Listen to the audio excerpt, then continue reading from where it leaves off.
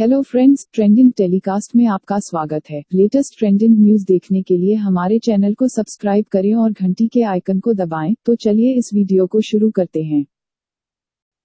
आज के पहला समाचार 17 मई को सेंट्रल गवर्नमेंट ने राष्ट्रव्यापी लॉकडाउन को बढ़ा दिया। पहली बार 24 मार्च को लगाया, जबकि 31 मई तक चौथी बार कोविड-19 तीव्रता के red, green and orange zones को तय करने में राज्यों को काफी लचीलापन दिया। राष्ट्रीय आपदा प्रबंधन प्राधिकरण ने उपन्यास कोरोना वायरस के प्रसार की जांच करने के लिए लॉकडाउन 4.0 की घोषणा करने के तुरंत बाद गृह मंत्रालय ने आर्थिक गतिविधियों को फिर से शुरू करने की अनुमति देने के लिए नए दिशानिर्देश जारी किए। अगली खबर, ओडिशा के 12 तटीय जिलों को रविवार को अलर्ट पर रखा गया है क्योंकि चक्रवात अम्फान अगले 24 घंटों में बहुत गंभीर होने की संभावना के साथ बंगाल की खाड़ी के ऊपर एक गंभीर चक्रवाती तूफान में बदल जाता है। ओडिशा के विशेष राहत आयुक्त पीके जेना ने कहा है कि राज्य में लोगों को घर से निकालने के लिए 7092 भवनों के अलावा 567 चक्रवात और बाढ़ आश्रय उपलब्ध हैं। एजेंसी ने यह भी बताया कि एनडीआरएफ कर्मियों को रविवार को पश्चिम बंगाल और ओडिशा राज्य में तैनात किया गया था। ओडिशा, जिसमें बहादुर चक्रवातों का इतिहास है, ने घोषणा की कि यह 11 लाख लोगों को निकालने के लिए तैयार है जो चक्रवात अम्फान से प्रभावित हो सकते हैं। अगली खबर, भारत ने कोविड-19 वायरस का कारण बनने वाले कोविड-19 वायरस को जानवरों से मनुष्यों तक पहुंचाया और महामारी के लिए प्रस्तावित एक प्रस्ताव के अनुसार महामारी के लिए विश्व स्वास्थ्य संगठन की प्रतिक्रिया का निष्पक्ष मूल्यांकन कैसे किया, इसकी पहचान करने के लिए कॉल का समर्थन किया है। WHO की वार्षिक बैठक कल से शुरू होगी।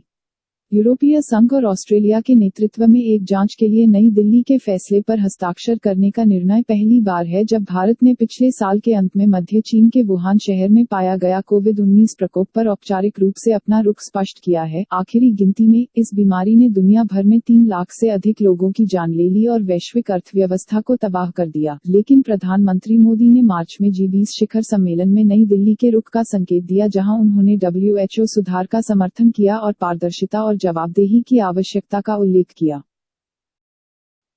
अगली खबर, सरकार द्वारा घोषित रक्षा सुधारों पर प्रसन्नता व्यक्त करते हुए रविवार को chief of defence staff general Bipin Rawat ने कहा कि सैन्य हथियार, गोला बारूद और उपकरणों के स्वदेशीकरण के सभी मुद्दों को समन्वित किया गया है। जनरल रावत शनिवार को वित्त मंत्री द्वारा की गई घोषणाओं पर टिप्पणी कर रहे थे, जिसमें उन्होंने रक्षा क्षेत्र में प्रत्यक्ष विदेशी निवेश की सीमा को मौजूदा 49% से बढ़ाकर 74% करने की सूचना दी। उसने घरेलू रक्षा उद्योग से अधिग्रहण के लिए एक अलग बजटीय प्रावधान के अलावा उन हथियारों और उपकरणों की सूची बनाने की भी घोषणा की है जिनके आयात पर प्रतिबंध लगाया जाएगा।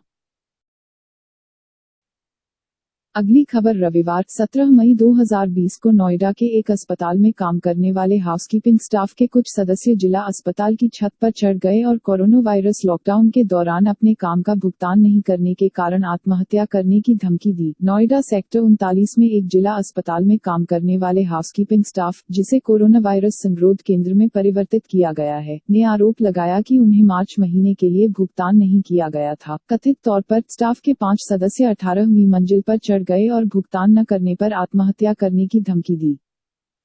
कर्मचारियों ने कहा कि वे मार्च में एक कोविड-19 संगरोध केंद्र में परिवर्तित होने के बाद से जिला अस्पताल में काम कर रहे हैं।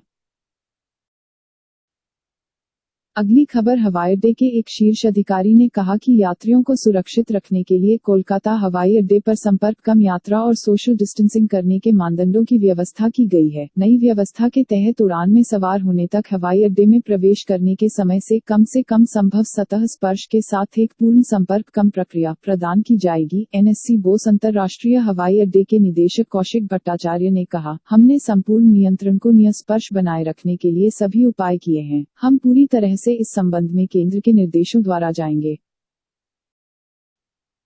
इस वीडियो को देखने के लिए धन्यवाद। ऐसी ट्रेंडिंग खबरें रोज पाने के लिए हमारे साथ बने रहें। Social news, tech news, business news, science news और स्पोर्ट्स न्यूज जैसी और खबरें पाने के लिए हमारे चैनल को सब्सक्राइब जरूर करें।